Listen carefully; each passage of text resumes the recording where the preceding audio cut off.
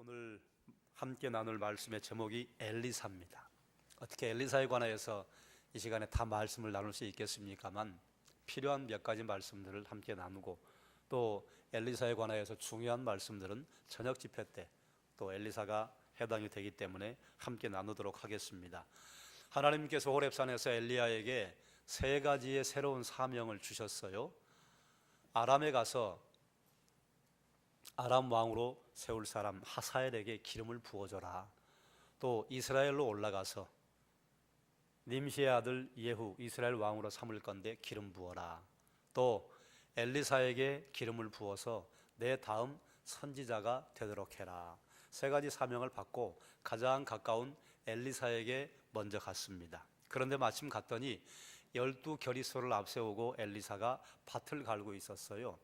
12겨리소라고 하는 것은 쟁기를 끄는데 한 쌍의 소가 2마리가 쟁기를 끄는 것 아닙니까? 그런데 당시에 대지주들은 복합 쟁기를 사용을 했어요. 그러면 훨씬 밭을 빨리 갈 수 있기 때문에 복합 쟁기를 쓰는 것도 굉장한 지주인데 엘리사는 아마 그 가문의 아들이었던 것 같은데 12겨리소 12쌍을 지휘하는 일을 하고 있었습니다. 12번째 소를 끌고 있었다 그 말이에요.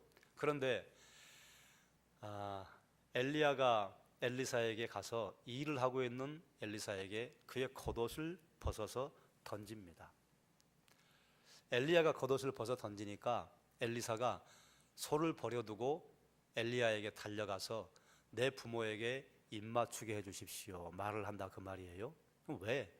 겉옷을 던졌는데 엘리야는 그것을 엘리야의 부르심인 줄 알고 엘리사가 신속하게 달려갔을까? 이스라엘 남자들은 겉옷을 입고 다니는데요, 그 겉옷이 겉옷만 아니라 밤이 되면 그걸 덮기도 하잖아요. 그런데 그 겉옷 내 귀퉁이에 옷술이 달려있다, 여러분 알고 계시죠? 그것을 찢짓이라고 하는데 그 옷술은 무엇을 의미하는가 하면 하나님께서 이스라엘 백성들이 광야에 있을 때에 말씀하셨어요. 이스라엘 남자들은 겉옷가에 옷술을 달아라. 그래서 앞 뒤에 2개씩 4개의 찢짓을 달고 있는데 이건 뭘 말하는가 하면 청색끈으로 매다는데 여호와의 율법을 기억하라고 하는 도구입니다. 그래 이스라엘 남자들이 성큼성큼 걸어다니면 찢짓이 흔들흔들 한다 그러면 옷술이 흔들려요. 여호와의 율법을 기억하라고 하시는구나. 그런데 이게 시간이 지나면서 남자들마다 조금 모양을 달리 했습니다. 특별히 왕이 매단 찢짓이 다르고요, 선지자가 매단 옷술이 달랐습니다. 그래서 엘리야 선지자는요, 엘리야 선지자가 매달고 있는 옷술이 있었어요. 그걸 던졌다고 하는 것은 선지자로서 하나님과 1대1의 관계를 맺고 있는 엘리야 선지자의 권위를 엘리사에게 던진 겁니다. 그건 무슨 말인가 하면 너를 내 다음 후계자 선지자로 임명한다, 너를 부른다. 그런데 엘리사가 엘리야에게 달려가서 내 부모에게 입맞추게 해주십시오. 이건 무슨 말인가 하면 제가 따라갈 건데 그래도 부모님과 인사할 시간을 주십시오, 그런 의미입니다. 그리고 이제 집에 가서 소 2마리를 잡아서 번제로 드리고 그리고 이웃들과 함께 잔치를 하고 엘리야를 따라갑니다. 이건 소를 잡는다고 하는 것은요, 하나님에게 번제의 의미도 있지만 잔치를 할 때 소를 잡습니다. 잔치를 했다고 하는 것은요, 엘리사가 엘리야의 길을 따라가는 선지자의 길을 갈 때 축하할 만한 일이었다. 그리고 축하하는데 누가 그 자리를 주관했는가 하면 부모님이 주관하셨다 그 말이에요. 부모님에게 입맞추게 해달라고 부탁을 했단 말입니다. 우리가 대단히 중요한 일을 하고 그리고 큼직한 일을 할 때에요, 누구의 축복을 받는 것이 중요한가 하면 부모님의 축복을 받는 것이 굉장히 중요합니다. 그동안 계속해서 제가 말씀드렸지 않습니까? 가문의 축복은 아버지의 손끝을 통해서 흘러가도록 하나님께서 만들어 놓으셨어요. 그렇기 때문에 아버지가 자녀들에게 축복할 때 하나님의 복이 자녀들에게 머무는 것입니다. 그리고 가문의 축복은요, 아버지를 통해서 흘러가도록 하나님께서 만드셨기 때문에 만드신 분이 하나님이시라 그 하나님의 말씀에 순종하는 것입니다. 그리고 여러분 생각해 보십시오. 선지자의 길을 간다고 하는 것이 그게 행복한 일입니까? 불행한 일입니까? 그건 행복한 일입니다. 주의 종이 된다고 하는 것만큼 행복한 일이 없습니다. 그런데 그건 쉬운 길은 아니에요. 엘리사에게 어떤 생도의 부인, 그런데 생도가 죽었어요. 또 어떤 생도는 나중에 교실을 한 칸 짓겠다고 도끼를 가지고 와서 도끼질을 하는데 도끼도 자기 게 아니에요. 빌려와요. 주의 종으로 산다고 하는 것은요, 넉넉하지 않은 삶을 살겠다고 하는 길을 가는 것입니다. 그래서 어떤 분들은 아이고 내 자식이 주의 길을 간다고 하면 감사하기도 하지만 마음이 아픈 거예요. 그런데 그건 마음 아픈 것만은 아닙니다. 굉장히 행복한 길입니다. 목사가 된다고 하는 것은 행복한 일이에요. 선교사가 된다고 하는 것은요, 행복한 일입니다. 어떤 분들은 아이고 선교사님이 죽으러 사지에 가셨네, 얼마나 힘들고. 그래요, 힘든 길을 가요. 그런데요, 힘든 길을 가지만 다른 사람들은 겪을 수 없는 대단히 영광스러운 경험들을 많이 합니다. 그래, 엘리사가 가는 길은요, 부모님의 축복을 받고 갈 만한 행복한 일이에요. 엘리사에게 그런 생각이 있었다 그 말입니다. 엘리사는 즉각 순종했습니다. 그리고 길을 떠났어요. 길을 떠나서 엘리사가 한 것이 무엇인고, 선지자가 되겠다고 했는데요, 엘리사가 그를 떠나 돌아가서 한 겨리소를 가져다가 잡고 소의 기구를 불살라 그 고기를 삶아 백성에게 주어 먹게 하고 일어나 엘리야를 따르며 뭐 했는가 하면 수종 들었더라. 그의 어시스턴트가 됐다 그 말이에요.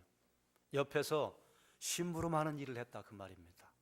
이걸 보면 좀 헷갈려요.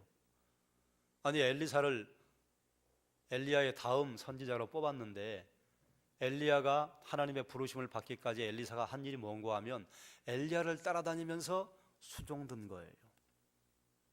우리는 가끔 어떤 단체의 후계자가 되거나 아니면 누구의 다음을 잇는 사람이 된다고 하면 금방 큰 일을 할 것처럼 생각을 합니다. 그런데 사실 그렇지 않습니다. 엘리사가 엘리야의 후계자가 된다고 하는 것은요, 엘리야 옆에서 수종드는 것부터 시작을 하는 거예요. 그의 일을 도와주는 것부터 시작을 하는 것입니다. 모세의 후계자가 되었던 여호수아요, 여호수아가 했던 게 뭡니까? 모세의 시종이었어요. 모세를 옆에서 도와주는 일을 했습니다. 그러면 모세가 여호수아를 무시했는가? 아니에요. 때가 되었을 때요, 여호수아를 이스라엘의 영도자로, 후계자로 세웠어요. 예수님께서 주의 제자들을 데리고 다니실 때에요, 나중에 그의 제자들이 얼마나 놀라운 일을 합니까? 사도들이 얼마나 놀라운 일을 합니까? 그런데 예수님과 함께 사역을 할 때는요, 예수님을 주인으로 모시는 시종이었습니다. 옆에서 돕는 자였어요. 가끔 특별히 우리 개신교에 특별히 약한 것이 있는데요, 나는 하나님의 말씀 그리고 성경만 저의 스승입니다 라고 말하는 분들을 종종 만납니다. 그래서 흠이 있는 인간 스승은요, 저는 없습니다. 저는 주님이 저의 스승입니다. 이거 굉장히 신앙적인 것 같아요. 그런데 그거 굉장히 교만한 겁니다. 왜 그런가 하면 눈에 보이는 스승을 모셔보지 못한 사람은요, 눈에 보이지 않는 하나님과 예수 그리스도를 스승으로 모시지 못합니다. 누군가에게 수종들었던 제자의 경험이 없는 사람은요, 스승이 되지 못합니다. 그러므로 교회에서는 종이 되는 훈련을 해야 할 필요가 있습니다. 섬기는 훈련을 해야 할 필요가 있습니다. 교회에서 직분을 맡는다고 하는 것은 무엇인가 하면 다른 사람들을 섬기라고 하나님께서 직분을 맡겨주시는 것입니다. 다른 사람들의 종이 되라고 하나님께서 직분을 맡겨주시는 것입니다. 엘리야는 엘리사를 불러서 가까운 거리에 두고 엘리사가 엘리야를 수종들면서 무엇을 배웠는가 하면, 엘리사가 부름받은 다음에 엘리야의 특별한 사건들이 몇 가지 기록이 되어 있는데요, 아합 왕을 책망합니다. 엘리야가 그리고 여호사밧 왕에게 전쟁에 승리할 것이라고 선포하는데, 그때 아합 왕과 여호사밧 왕이 이스라엘과 유다 연합군을 만들어서 모압을 치러 갈 때 아닙니까? 왕들 앞에 서서 선포할 때요, 엘리사가 옆에 있었습니다. 보고 배운 것입니다. 그리고 엘리야가 아하시야 왕이 보낸 50부장과 부하들을 3번이나 하나님께 기도해서 불러 태워 죽여버리지 않습니까? 그런데 이때 왜 엘리야가 이렇게 모질게 했을까? 아하시야 왕이 보낸 50부장들이요, 엘리야에게 우리 왕이 부르십니다, 같이 가시겠습니까? 이런 태도가 아니었습니다. 처음에요, 엘리야를 체포하러 왔어요. 엘리야를 체포하러 왔으니까요, 하나님의 종을 체포하겠다고 하는 것은 하나님에 대한 반항이라. 그래 엘리야가 엄하게 첫 50부장과 50명, 두 번째 50부장과 50명을 불에 태워 죽게 합니다. 그리고 세 번째 50부장은요, 태도가 바뀌어요. 엘리야를 만나러 갔을 때 그 앞에 머리를 조아리고 무릎을 꿇고 부탁합니다. 이전에 50부장 하늘에서 불이 내려 불태웠는데 우리는 그렇게 하지 마십시오. 우리를 불쌍히 여겨주십시오. 그러니까 하나님께서 엘리야에게 따라가라, 걱정하지 말고 따라가라. 따라갑니다. 이처럼 하나님의 능력을 드러내고 선지자가 어떤 몸가짐을 가져야 할 것인가 하는 것을 엘리사처럼 자세히 배운 사람이 없습니다. 왜 그런가 하면 엘리야 옆에 수종 들었기 때문에 그렇습니다. 그리고 엘리야가 승천할 때에 엘리사가요, 끝까지 옆에 붙어 있습니다. 다른 선지 생도들은요, 같이 못 따라가요. 멀찍이 떨어져 있어요. 엘리야가 승천할 때 끝까지 함께해서요, 엘리야가 물어요. 너 나에게 뭐 해주길 바라냐? 갑절의 영감을 제게 있게 해주십시오. 엘리야가 하는 일도 어마어마한데요, 그보다 갑절의 영감을 달라고 부탁하고 있어요. 엘리야가 뭐라고 합니까? 그 어려운 부탁이다. 그러나 내가 하늘로 들리움 받는 걸 네가 볼 때에 갑절의 영감이 내게 있을 것이다. 약속을 해줍니다. 여러분, 때로 은혜의 길을 발견하면요, 포기하면 안 됩니다. 어려워도 그 길을 쫓아가야 합니다. 은혜의 길이 뭡니까? 우리가 예수 그리스도 만나 그분 쫓아가는 것 아닙니까? 예수 그리스도를 발견했으면요, 절대로 예수 그리스도를 포기하면 안 됩니다. 절대로 예수 그리스도 쫓아가는 것을 손에 놔버리고 그리고 그 자리에 서 있으면 안 됩니다. 붙어 있어야 돼요. 그래서 예수 그리스도와 동행했을 때 주님께서 우리에게 주시는 갑절의 영감을 우리는 경험할 수 있어요. 왜 우리에게 갑절의 영감을 주시는가? 그건 잠시 후에 말씀을 드리겠습니다. 엘리야가 승천한 것을 보고 그리고 엘리야의 몸에서 겉옷이 떨어졌는데요, 그 겉옷을 자기 것으로 받아서 입습니다. 그리고 그 후에 엘리야는 떠나갔지만 엘리야가 못다한 사역이 2가지 있었어요. 그게 뭔가 하면 아람 왕이 될 하사엘에게 기름 붓는 거 엘리야가 못했습니다. 그리고 님시 아들 예후에게 기름 붓는 거 엘리야가 못했습니다. 그래서 아마도 이런 사역을 하나님께 받았는데 하지 못했다고 하는 것을 엘리야에게 전해 들었을 거예요. 그래서 직접 님시 아들 예후에게 청년을 하나 보내서 그에게 기름 부어주고요, 그리고 아람 왕 하사엘에게 기름 부어주는 걸 엘리사가 끝냅니다. 갑절의 능력을 보여주는데요, 갑절의 능력을 보여주는 게 무엇으로 드러나는가 하면, 여러분 열왕기상 하를 읽어보셨으면 아실 텐데 엘리야가 했던 사역이요, 누구 거랑 비슷합니다. 예수님 하셨던 사역이랑 비슷해요. 그래서 예수님 오시기 전에 엘리야가 와야 한다고 구약 성경에도 예언이 되어 있고, 예수님도 변화산에 올라가시기 전에 제자들에게 말을 하고 변화산에서 내려온 다음에 제자들에게 왜 엘리야가 와야 한다고 합니까? 사람들이 이미 왔다. 그게 누군가 하면 세례 요한이다. 왜 엘리사 앞에 엘리야가 와야 합니까? 왜 예수님이 오시기 전에 엘리야가 와야 합니까? 엘리사가 했던 사역이 예수님이 했던 사역의 그림자였어요. 예수님이 하셨던 사역을 고스란히 엘리사가 보여줍니다. 그래서 엘리사와 같은 사역을 하는 예수 그리스도가 이 땅에 오실 때 엘리야가 와서 먼저 준비를 해줬어야 하는 거예요. 요단강을 건너가자마자 여리고에 물이 좋지 못하다고 사람들이 와서 말하니까 거기에 소금을 뿌려서 물을 고쳐주지 않습니까? 지금도 그 메마른 땅에요, 여리고에 가면 엘리야의 샘이라고 하는 곳이 있는데 엄청나게 물이 쏟아져 나옵니다. 그런데 그 물만 먹을 수 있대요.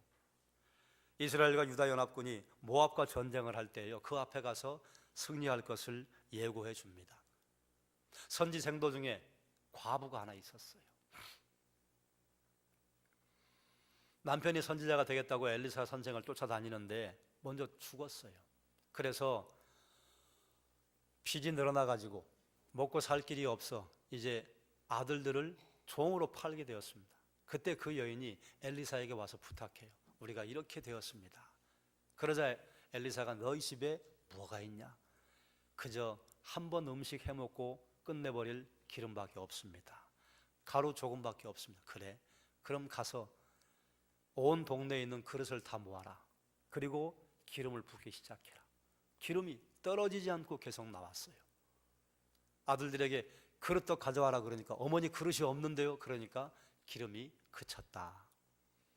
그래서 그 기름을 팔아서 빚을 갚고 그리고 먹고 사는데 사용하라고 엘리사가 말을 하지 않습니까?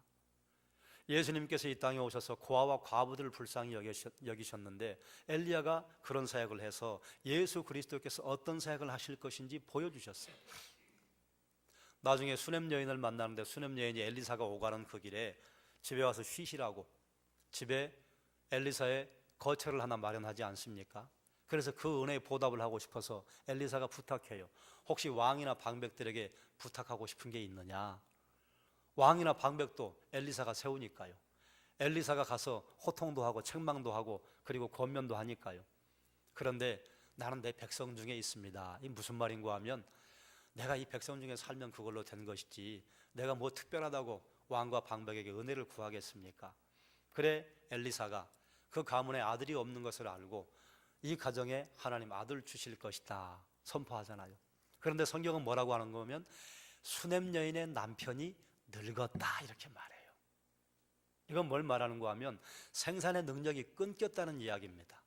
그런데 이듬해 아들이 태어나요. 아들이 태어나서 좋았는데 이 아들이 중간에 열병이 걸려서 죽습니다. 아이고 내 머리야, 아이고 내 머리야. 그래 이걸 성경학자들은 열병에 걸렸을 것이다. 그래서 죽었을 것이다. 그런데 죽은 아들을 엘리사가 살려내잖아요. 하나님께서 죽은 사람도 살려내시는 예수 그리스도의 사역을 엘리사를 통해서 미리 보여주신 거예요.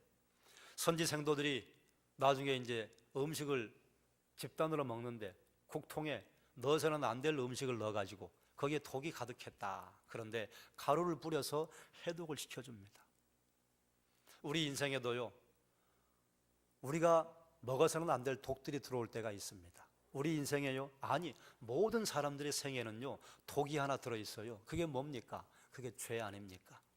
그런데 예수 그리스도께서 우리에게 오시면요, 예수 그리스도의 은혜로 말미암아 우리 인생에 독들이 제거돼요. 우리의 죄를 용서해 주시는 사역을 예수께서 하신다 그 말이에요. 그리고 엘리사는 특별하게도요, 어떤 사람이 보리떡 20개를 가져왔는데 이걸 가지고 100명이 먹었다 그래요. 거기서 말하는 100명은 남자만 100명이에요. 엘리사가 사역을 하고 돌아다니는데 남자들만 있었겠습니까? 어르신도 있고 아이들도 있고. 그래서 예수님께서 오병이어의 기적을 행하시고 칠병이어의 기적을 행하시는 것을 엘리사가 먼저 보여준 거예요. 아람의 군대장관 나아만이 엘리사에게 나병 치료를 받지 않습니까? 예수님께서 이 땅에 오셔서 나병 걸린 환자들을 대단히 많이 치료해 주시잖아요. 선지자의 생도 중에 하나가 쇠도끼를 가지고 와서 도끼질을 하다가 물에 빠져버렸어요. 그런데 나뭇가지를 하나 던져서 쇠도끼가 떠오르게 만듭니다. 중력의 법칙이 무시가 돼요. 하나님께서는 이 땅에 자연 법칙을 허락하셨습니다. 우리는 그 자연 법칙을 뛰어넘을 수가 없어요. 그런데 하나님께서는요, 그 법을 만드신 분이라 그 법을 뛰어넘기도 하시고 법 아래 들어오기도 하시고, 그걸 보여준 예가 뭡니까? 예수님께서 물 위를 걸어가시잖아요.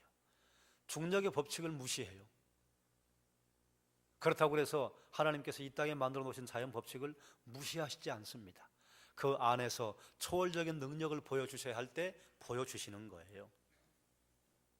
엘리사가 이외에도 대단히 많은 사역을 합니다.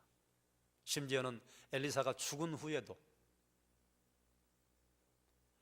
죽은 다른 시신이 엘리사의 뼈에 닿으니까 그 사람이 회생해서 살아나는 일도 있어요. 우리 주님이 이 땅에 오시면요, 수많은 사람들을 다시 살게 하실 것입니다. 그리고 다시 살려주셨어요. 우리를 영적으로 살려주신 하나님께서 이제는 우리가 죽음을 맛보지 않고 영생을 맛보도록 해주시지 않겠습니까? 엘리사는요, 엘리야의 갑절의 영감을 받았습니다. 엘리사가 했던 사역을 보면요, 어떻게 이런 일이 있을 수 있나 싶은 일들이 굉장히 많이 있습니다. 사람들은 하나님을 아는 사람들이 많아요. 하나님을 알고 두려워하고 떠는 사람들이 많아요. 갑자기 천둥이 치거나 번개가 치면 하나도 예외 없이 두려워하고 하나님의 이름을 부릅니다. 그런데 엘리야가 와서 했던 사역이요, 여호와 그분이 하나님이시다. 그런데 그것만으로는 정확하지 않아요. 그분을 구원주로 모실 때 그때 우리에게는 완벽한 구원이 이루어지는 것입니다. 엘리사의 이름이요, 여호와 하나님은 나의 구원이시다. 그래서 엘리야가 와서 했던 사역을요, 엘리사가 완성을 시키는데, 예수님께서 그런 말씀하시잖아요.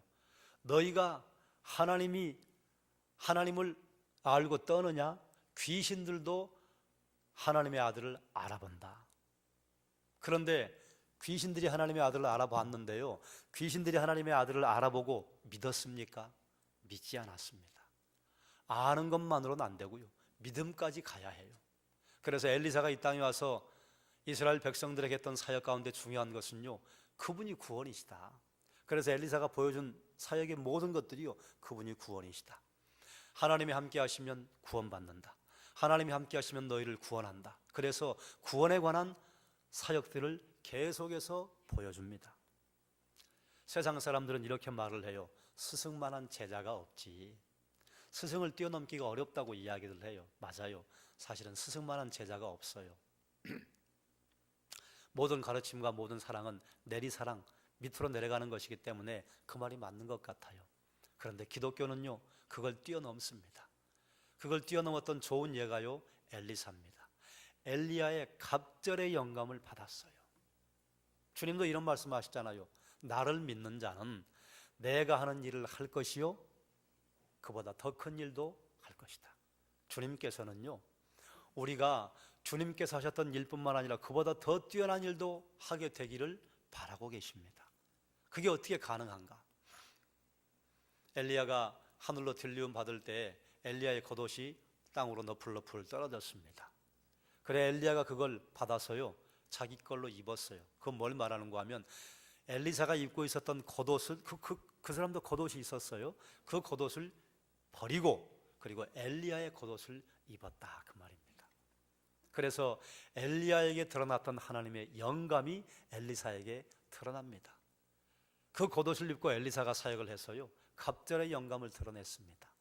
그런데 우리 주님이 승천하실 때 우리에게 너풀너풀 떨어뜨려 준 게 있어요. 그게 뭔 줄 아십니까? 그게 성령입니다. 예수님께서 승천하신 다음에 내가 아버지께로 올라가면 너희에게 성령을 보내주실 것이다. 그래서 성령 받은 제자들이요, 예전과는 완전히 다른 사람이 됩니다. 그게 제자들에게만 해당이 되나요? 우리에게도요. 우리가 예수 그리스도 믿을 때요, 그때 성령께서 우리에게 임하셔요. 그러면 여러분, 성령이 임하신 다음에 우리가 하나님께 기도 세게 많이 하면 성령의 능력이 우리에게 임하나요? 그건 잘못된 가르침입니다. 성령께서 먼저 오시고 그리고 우리가 기도 세게 하면, 잠깐만 기다려라, 내가 능력을 놓고 왔는데 능력을 좀 가지고 와서 너에게 주마. 그리고 그때 능력을 주시나요? 아닙니다. 우리가 예수 그리스도 영접할 때요, 성령이 임하시는데 성령이 임하실 때 성령의 강력한 능력도 우리에게 함께 임합니다. 그럼 그 능력은 언제 드러나나요? 엘리사가 거기에 엘리야의 겉옷에 능력이 있는지 없는지 그건 몰라요. 그런데 믿음대로 될 줄 알고 엘리야의 겉옷을 가지고 요단강을 그도 한번 치잖아요. 치니까 그때 요단강이 이리저리 갈라서서 요단강을 마른 땅으로 건너갑니다. 우리에게는 성령은 언제 나타나는가 하면 우리가 봉사의 현장에서, 사역의 현장에서, 삶의 현장에서 성령을 의지하고 나갈 때요, 그때 성령의 능력이 드러나는 것입니다. 우리가 기도할 때 성령의 능력이 주어지는 게 아니에요. 우리가 하나님에게 간절히 간구하고 40일 금식 기도하면 성령의 능력이 주어지는 게 아니에요. 이미 우리가 예수 그리스도 영접했을 때 그때 성령의 능력도 함께 주어진 것입니다. 그런데 어떤 사람은 능력을 쓰고 어떤 사람은 능력을 쓰지 못해요. 아이고, 내게 무슨 능력이 있어. 스스로 자기의 능력을 제한하면요, 성령의 능력은 드러나지 않습니다. 그러나 하나님, 제 안에 하나님의 능력이 있기 때문에 하나님 하실 줄로 믿습니다. 믿음으로 한 발을 떼면요, 요단강이 갈라지는 겁니다. 믿음으로 한 발을 떼면요, 하나님께서 역사하시는 것입니다.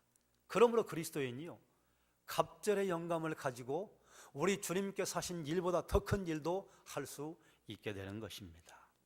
사랑하는 여러분, 어려움을 만날 때 이 사람 저 사람 찾아다니지 않고 오직 하나님께서 이 일을 해결하실 줄로 믿습니다. 그리고 어려운 환경에도 하나님 의지하고 나가면요, 하나님의 구원을 경험할 수 있습니다. 그게 엘리사예요. 하나님은 구원이시라. 성도가 그런 삶을 살 때 그런 성도를 보고 믿지 않는 다른 사람들은요, 하나님이 구원이시로구나. 저 사람에게 어떻게 저런 일이 일어나지? 어떻게 저 가문에 그런 일이 일어나지? 어떻게 저 사업장에 그런 일이 일어나지? 저 직장에 어떻게 그런 일이 일어나지? 하나님 믿는 사람은 다르구나. 하나님의 구원을 볼 수 있다, 그 말입니다. 그러므로 사랑하는 여러분, 엘리사가 엘리야의 겉옷을 취해서 갑절의 영감을 드러내는 사역을 했다면요, 예수께서 승천하신 것을 우리가 믿음으로 성령을 받았다면요, 갑절의 영감을 드러낼 수 있는 능력이 이미 여러분에게 주어졌습니다. 누가 사용하는가? 믿음으로 삶의 현장에서 드러내려고 하는 자, 하나님께서 능력을 허락을 해주신다, 그 말이에요. 그러므로 이미 여러분 안에 성령의 능력이 있습니다. 여러분, 성령께서 여러분 안에 계시는 것을 부인하는 분 아무도 안 계시죠? 능력이 함께 온 것입니다. 그럼 그 능력을 믿음으로 사용하면요, 갈라집니다. 막혔던 담이요, 넘어집니다. 길이 없던 곳에 길이 생겨납니다. 그러므로 하나님께서 주신 그 능력 우리가 깨달아 알아서 우리의 삶의 엘리사, 하나님이 나의 구원이십니다, 하나님이 내 길을 열어주십니다 하는 것을 생으로 보여주시는 삶을 살아가시길 주님의 이름으로 축원합니다. 기도하겠습니다.